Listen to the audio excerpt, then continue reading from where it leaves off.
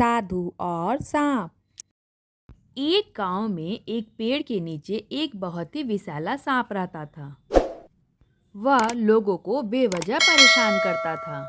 उस पेड़ के रास्ते कोई भी मनुष्य वहां नहीं जाता था, क्योंकि वह जैसे ही लोगों को देखता उसे डसने की कोशिश करता था।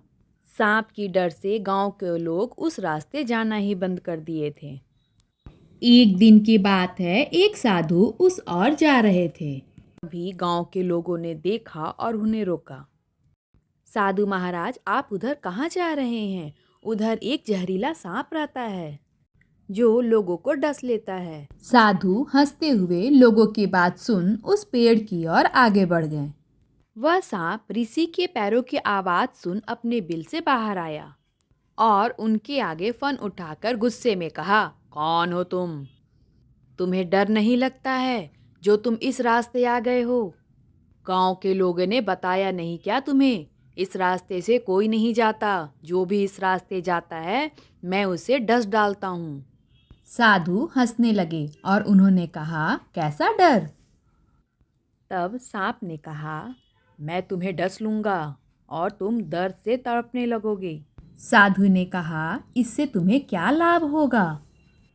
तब सांप कहता है, लोग डरेंगे और इस रास्ते कभी नहीं आएंगे।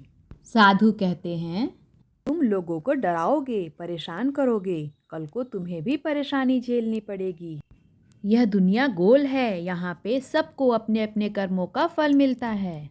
सांप को ऋषि की बात समझ आ गई और उसने साधु से कहा, जब मैं लोगों को यहाँ से गुजरते देखता हूँ मुझे गुस्सा आ जाता है और मैं उसे डस लेता हूँ। मैं अपने गुस्से को रोक नहीं पाता हूँ।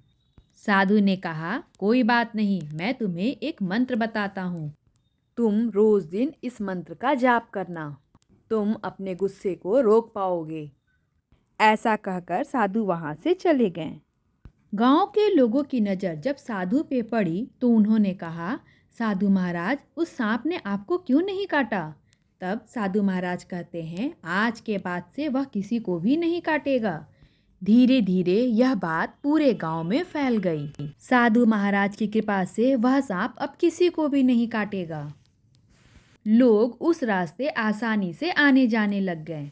सांप उस दिन के बाद से किसी को भी नहीं काटता था। कुछ दिन के बाद से फिर से साधु महाराज आए। साधु महाराज ने जब गांव के बच्चों से पूछा, वह सांप कहाँ है? तब बच्चों ने कहा, अरे वह डरपोक सांप, मैंने तो उसे पत्थर से भी मारा। तो दूसरे बच्चे ने कहा, मैंने तो उसे गोल गोल घुमाकर फेंक भी दिया। तभी साधु की नज़र उस सांप पे पड़ी। साधु ने कहा, यह क्या हाल बना रखा है तुमने? साधु महाराज, आपने ही तो कहा था लोगों के साथ प्रेम से रहो, किसी को नुकसान नहीं पहुंचाओ। आपके जाने के बाद मैं रोज दिन उस मंत्र का जाप करता हूँ। मैं अब किसी को भी नुकसान नहीं पहुंचाता हूँ। लेकिन यह देखिए, गांव के बच्चों ने मेरा क्या हाल किया है। साधु महाराज ने कहा, मैंने तुम्हें किसी को नुकसान पहुंचाने से मना किया था। अपनी सुरक्षा के लिए मैंने तुम्हें फुफकारने से मना नहीं किया था। और साधु महाराज ने अपने दिव्य शक्ति से उसके सारे घाव ठीक कर दिए। Please like, share and subscribe. मिलते हैं नेक्स्ट स्टोरी में।